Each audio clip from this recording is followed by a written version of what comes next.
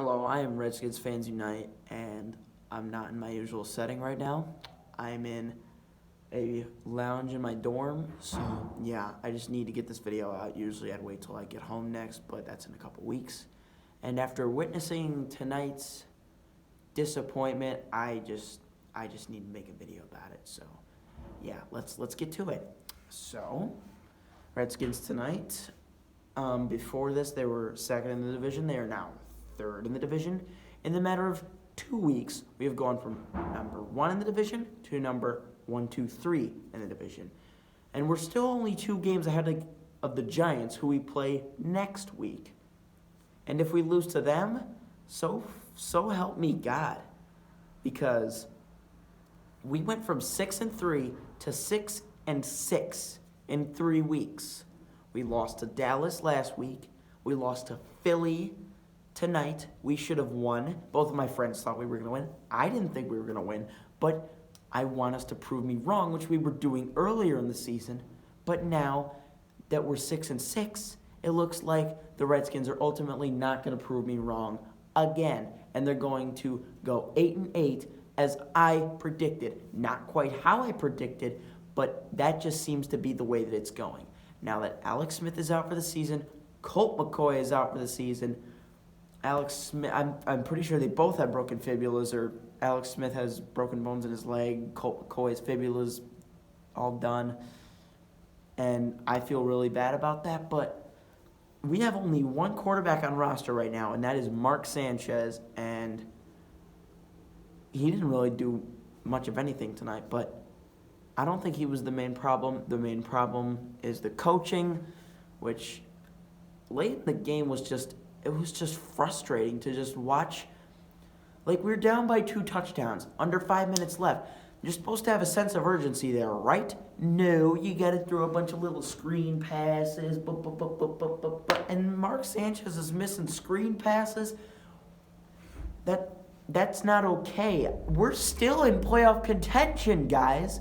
6-6. We can still go 10-6. Our next 4 opponents are very beatable. We can beat the Giants. We can beat the Jaguars. We can most certainly beat the Titans, and we can get revenge on the Eagles. Even though I only predict us to win 3 out of those 4 games, I think that all those games are very winnable, as was tonight's and last week's and the week before and every other game, etc., etc. So, how are we going to win with just one quarterback on roster? By signing another quarterback, of course, because Mark Sanchez, I mean, he's done good things in the NFL, but he's not the answer, and we didn't bring him in to be the answer. So let's not settle and think that he's going to be the answer. So who is going to be the answer? I mean, you might already know what I'm going to say, because you're probably going to read the title of this video, or my last video foreshadowed it. But Colin Kaepernick, it's time to sign him. As I was about to say in my last video before I interrupted myself saying how I follow Kaepernick and all this, and how I've been a fan of his for a long time, what I was going to say, referencing Eric Reed, the Carolina Panthers safety, former teammate and good friend of Kaepernick's, what Reed told the press was that Kaepernick works out 6 times a week, and I'm not even quoting this. I'm just reading this off the top of my head, and like from something that I saw, because after the Panthers won Reed's first game with them, he was still dissatisfied because Kaepernick wasn't on the roster, and this is the time where I think it's really now or never. Although there have been many now or never situations with this guy, we got to at least show some consideration for him, because Mark Sanchez, he has made it to an AFC championship game. I acknowledge that. But since then, what the hell has he done? What the hell is he going to do? What has he got left in him?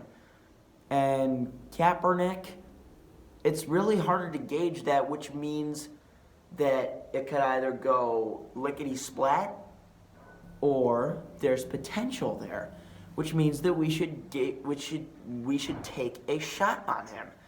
This front office they need to really, I don't really know what else to say, but they just got to do something, because signing Mark Sanchez was supposed to be a depth option, but there goes Colt McCoy, and now he's the only quarterback healthy on roster.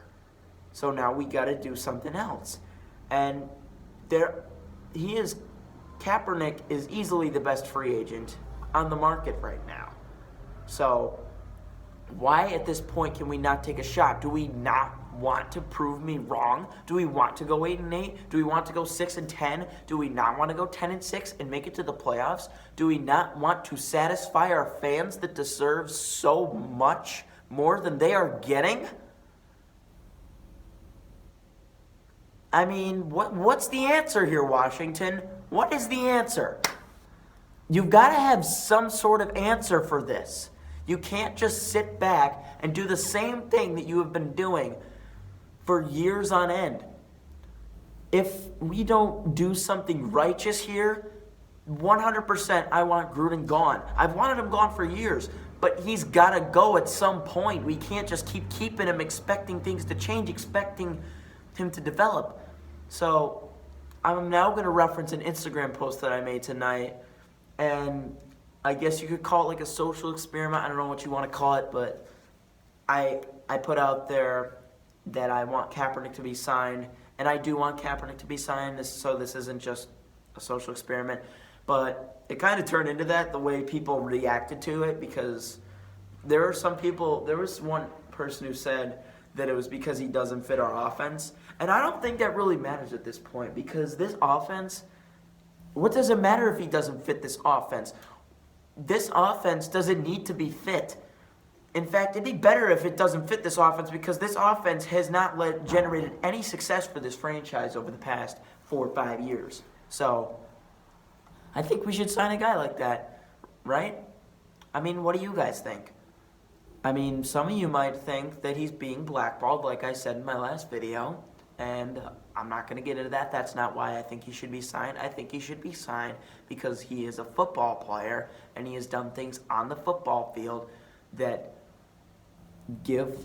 can give us reasons to sign him, that can give us reasons to take a shot on him, to give us reasons to actually try and save our season.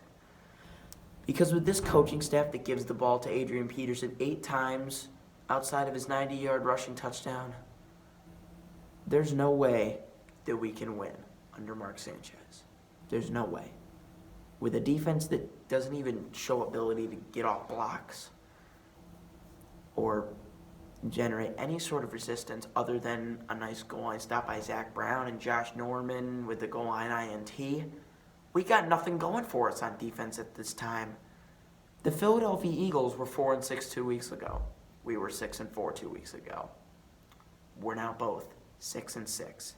And the Eagles, now that they hold a tiebreaker over us, are second place in the division and 1 place behind the Cowboys.